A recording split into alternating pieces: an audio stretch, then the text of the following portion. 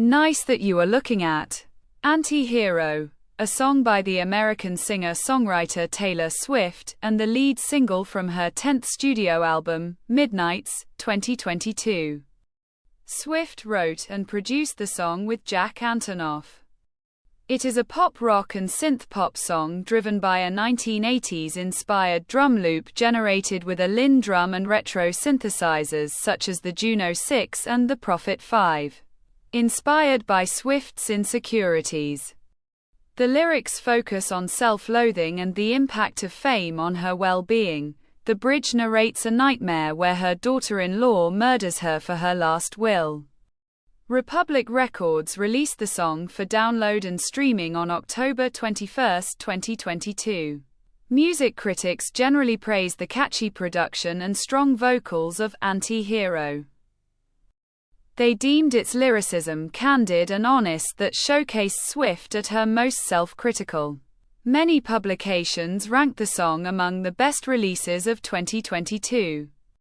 The single peaked atop the Billboard Global 200 and charted in the top 10 in many territories across the Americas, Europe, and Asia-Pacific. In the United States, it was Swift's 9th chart topper on the Billboard Hot 100, where it spent 8 weeks at number 1, and made her the first artist to have a number 1 single on radio songs in the 2000s, 2010s, and 2020s decades. According to the International Federation of the Phonographic Industry, it was the 9th most streamed song of 2023 worldwide. Swift wrote and directed the song's music video, which depicts her fears, insecurities, and eating disorder, using 3 different incarnations of her. The video also reenacts the nightmare mentioned in the lyrics, starring Mike Birbiglia, John Early, and Mary Elizabeth Ellis as Swift's fictional sons and daughter-in-law. Anti-Hero won many awards including a People's Choice Award, 2 iHeartRadio Music Awards, and 6 MTV Video Music Awards including Video of the Year, making Swift the first artist to win the award 2 consecutive years. It was nominated for Record of the Year, Song of the Year, and Best Pop Solo Performance at the 66th Annual Grammy Awards. At the 2022 MTV Video Music Awards on August 28, 2022, Taylor Swift announced a new studio album, slated for release on October 21. After the show, Swift revealed the album title Midnights on her social media. Using the video-sharing platform TikTok, from September 21 to October 7, 2022. She released a 13-episode video series called Midnights Mayhem with Me, where she announced the title of each Midnights track in a randomized order per episode. In each episode, Swift rolled a lottery cage containing 13 ping-pong balls numbered from 1 to 13, each representing a track of the album, and when a ball dropped out, she disclosed the title of the corresponding track through a telephone. In the 6th episode, released on October 3, 2022, Swift announced the title of the 3rd track, Anti-Hero. Anti-Hero is the lead single from Midnights. On October 21, 2022, it was released for download onto Swift's website, exclusively to American customers, and to Italian radio by Universal Music Group. Republic Records released the song to the U.S. Hot Adult Contemporary Radio on October 24, and Contemporary Hit Radio on October 25. A duet remix featuring the band Bleachers was released for limited-time download onto Swift's website on November 7, and for general streaming and download the following day. The single was supported by remixes produced by the DJs Roosevelt, Kungs, Jada G, and Elenium. In total, 10 versions of Anti-Hero were released: the original mix, an acoustic version, an instrumental version, the Bleachers versions, explicit and clean, the 4 remixes, and an extended Kungs remix. Swift wrote and produced Anti-Hero with Jack Antonoff, who had produced songs for all of Swift's past albums starting from 1989 in 2014. Antonoff recorded the song with the engineer Laura Sisk, assisted by Megan Searle, John Scher, and John Rooney. At Rough Customer Studio in Brooklyn and Electric Lady Studios in New York City, Bobby Hawke played additional violin, and his performance was recorded by John Gautier at Soundhound Studios in Lakeland, Florida. Anti-Hero was mixed by Serban Gania at Mix Star Studios in Virginia Beach, Virginia, and mastered by Randy Merrill at Sterling Sound in Edgewater, New Jersey. According to the liner notes of Midnights, Antonoff programmed the track and played instruments including percussions, drums, acoustic guitars, mellotron, Wurlitzer, and analog synthesizers including the Juno 6 and the Prophet 5. Speaking with Time, Antonoff said that he built upon Out of the Woods, which he produced for 1989. For the synth sounds, he used an OB8, which created a sound that he compared to an old organ in a baseball stadium. He created the drum sounds by applying a tremolunto, a Linn drum beat. The end product is a pop rock and synth pop song. The song is written in the key of E major in common time with a tempo of 97 beats per minute. It is driven by a 1980s rock-influenced drum loop that is coated in dense reverb. Critics describe the synths as simmering and buzzing. Anti-Hero explores Swift's publicity, fame, and personal issues.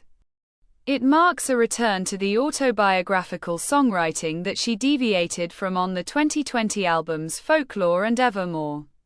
In a self-recorded video posted onto Instagram, Swift said it was one of the most honest songs she had written. The lyrics contain cryptic allusions to Swift's public image and personal life that generated diverse interpretations. The track starts with Swift examining her flaws. "I have this thing where I get older but just never wiser," which Carl Wilson from Slate described as a reflection on her early fame. In the first verse, "Midnights become my afternoons. When my depression works the graveyard shift. All the people I've ghosted stand there in the room," she looks back on her difficult past. According to the Washington Post's Emily Yar, these lines allude to Swift's past celebrity controversies, including the events in 2016 that made Swift think her career was over. The second verse has Swift discussing how her fame hinders her from having real, meaningful connections. "Sometimes I feel like everyone is a sexy baby. And I'm the monster on the hill. Too big to hang out. Slowly lurching towards your favorite city. Pierced through the heart but never killed." There were varied opinions about whether these lines conjectured an insult, a confession, or an exaggerated self-image, and some internet audiences said they potentially referred to the sitcom series 30 Rock. Lindsay Zoladz of the New York Times thought that the "sexy baby" lyric demonstrated the fetishization of female youth in the music industry. Swift then makes fun of her public display of charitable acts with the lines, "Did you hear my covert narcissism? I disguise as altruism. Like some kind of congressman." The chorus has Swift identifying herself as the source of her problems. "It's me. Hi. I'm the problem. It's me. At tea time, everybody agrees. I'll stare directly at the sun, but never in the mirror. It must be exhausting. Always rooting for the anti-hero." Some critics said that these lines constituted the song's hook. American songwriters Jacob Uiti said these lyrics reflected the song's central theme, taking responsibility, or a lack thereof. Uiti added that these lyrics cautioned the listeners to not look to pop stars like Swift as saviors. In the bridge, Swift describes a nightmare in which her daughter-in-law murders her to inherit her fortune, and sees herself having gone to hell for not being as earnest as she appeared to. Some critics commented that the production complemented the lyrics. According to The New Yorker's Lauren Michelle Jackson, the verses are bisected. The lyrics are sung aloft and lilting on one phrase and near monotonic the next. Jackson said that this delivery made it seem as if Swift backed up each confessional lyric with a rebuttal afterwards. As the song ends, Swift repeats the chorus multiple times as the instrumental halts. Variety's Chris Willman described her vocals in the last choruses as out of breath, and the Ringer's Rob Harvilla characterized them as flustered, stammering. Jackson wrote that she sounded wary, and after the line, "Everybody agrees," the song snaps back into place. Its pep suddenly restored. Anti-Hero received critical acclaim. Some picked it as a highlight on Midnights and lauded it as a great lead single for its lyricism, including Harvilla, Exclaim, S. Megan LaPierre, Rolling Stone's Brittany Spanos, and The Independent's Helen Brown. Olivia Horn of Pitchfork described the single as an amalgamation of Swift's past albums, including the lacquered synthpop of 1989, the neurotic image analysis of Reputation, the dense lyricism of Folklore, and Evermore. Horn added that the lyrics were full of surprising twists that deserved attention. And Rob Sheffield said the song was like Season 2 of The Man, full of killer lines. The production also received positive comments. Lindsay Zoladz of The New York Times called it infectious, and Willman said that the track had an earworm hook, and praised Swift's delivery of the final refrains as confident and a display of a master of tragicomic dramaturgy. The Guardian critic Alexis Petridis stated, "Anti-Hero offers a litany of small hours self-loathing, but sensed an appealing confidence in Swift's approach, that she no longer feels she has to compete on the same terms as her peers." Billboard journalist Jason Lipschutz ranked it as the best song on Midnights. He commended its wondrously scathing self-examination, sardonic masterstrokes, and Antonoff's sleek, shiny production. The Observer critic Kitty Empire picked Anti-Hero as one of the most fascinating tracks of the album because of its darkest self-flagellation. Carl Wilson of Slate highlighted the lyrics, praising the image of a touring superstar as an unrelatable monster, and Evermore-inspired vignette in the bridge about her future children. Wilson also admired Swift's expanded vocal tones, such as a fantasy European elevation reminiscent of Kate Bush, and a very Yankee drawl, calling Anti-Hero the musical and emotional heart of Midnights. Rick Quinn of Pop Matters praised its infectious beat, earworm, rhythm, Swift's enunciation, and Antonoff's production.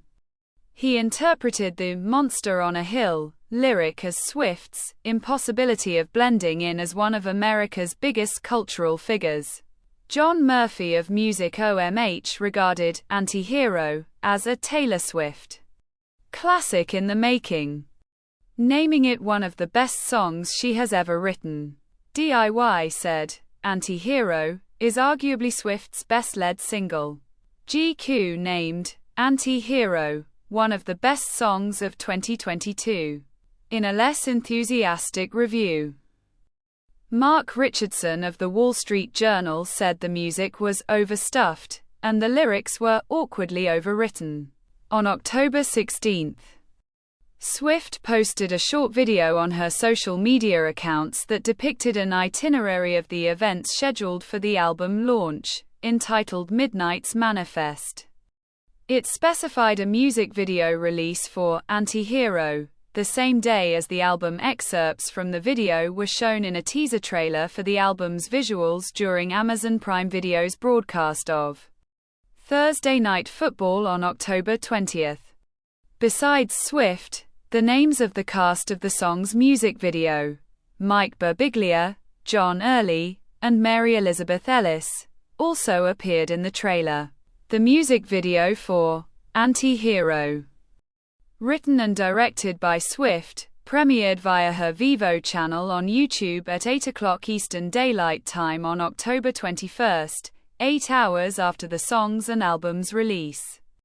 The video opens with Swift singing the first verse in a 1970s-style suburban home kitchen at night, briefly surrounded by ghosts in tablecloths. She opens the front door, revealing a second version of herself with her early 2010s appearance and a tour dance outfit, and they drink shots and sing the chorus together. The current version plays the Koi Fish acoustic guitar that she used on the Speak Now World Tour, while the younger version smashes a copy of it on the floor and criticizes the weight of the current version. A photograph of Swift's grandmother, Marjorie Finlay, is seen in the background during the bathroom scene. A third, giant version of Swift crawls into a neighbor's dinner party during the second verse, whereupon a guest unsuccessfully tries to subdue her by shooting her in the shoulder with a bow and arrow. The giant version of Swift gives a shocked and disbelieving look in response and glumly eats the guest's food alone. The dialogue portion of the video plays during the bridge, which describes Swift's dream of her own funeral, attended by her fictional sons Preston and Chad, Mike Birbiglia and John Early, and daughter-in-law Kimber, Mary Elizabeth Ellis, the latter of whom Chad, who arrived from Ibiza, implicates in the apparent murder of Swift. The narrator Swift, who is invisible, peeks from inside her elder self's coffin before getting out.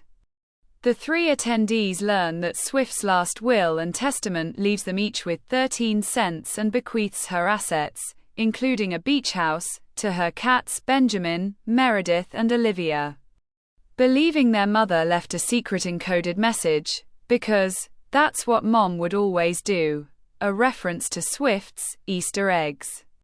Her children keep reading but find out their inheritance is exactly as stated.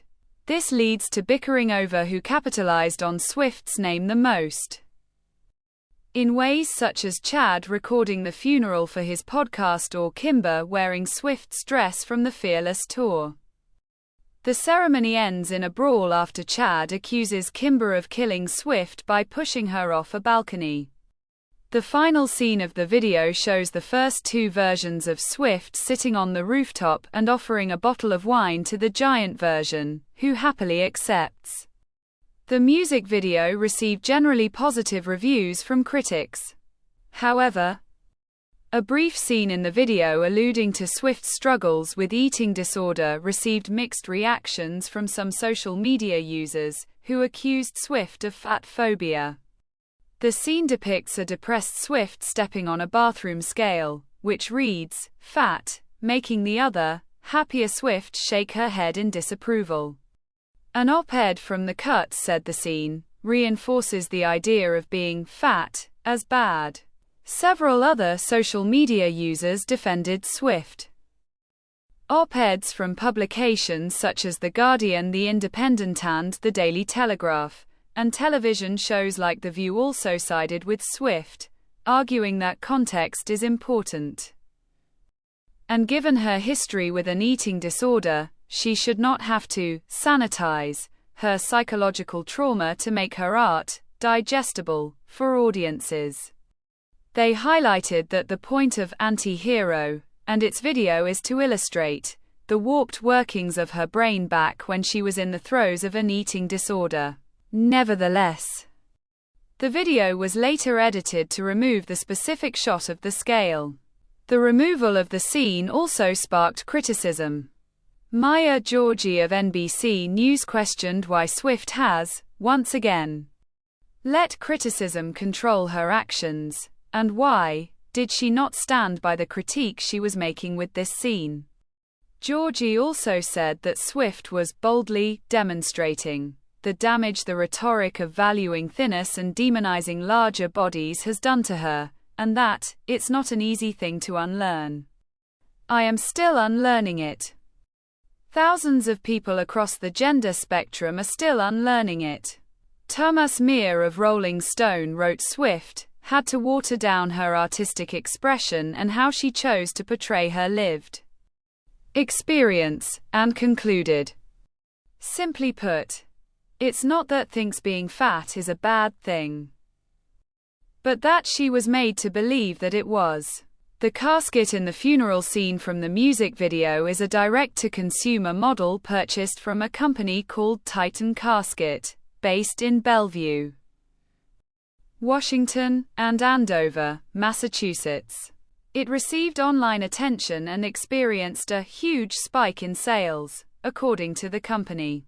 Upon the release of Midnight's Anti-Hero earned over 17.4 million plays in its first 24 hours on Spotify globally, becoming the biggest opening day for a song in the platform's history. The single debuted atop the Billboard Global 200 and Global EXCL US charts, marking Swift's second #1 song on both the charts since their inception in 2020. In the United States, Anti-Hero debuted atop the Billboard Hot 100 as Swift's ninth #1 song in the country, with 59.7 million streams, 13,500 digital downloads sold, and an airplay audience of 32 million. Swift became the first artist to simultaneously occupy the top 10 spots of the Billboard Hot 100 chart, the first artist to debut atop the Hot 100 with solo songs 5 times.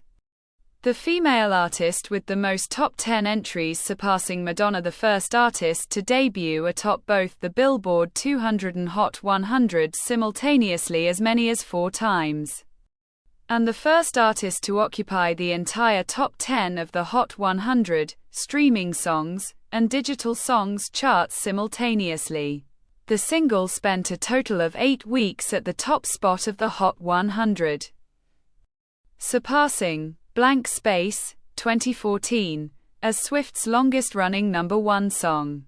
It remained atop the Hot 100 for 6 consecutive weeks, paving way for Mariah Carey's All I Want for Christmas Is You, 1994, to top the chart for the next 4 weeks during the holiday season, and returned to the top spot for 2 additional weeks in January 2023.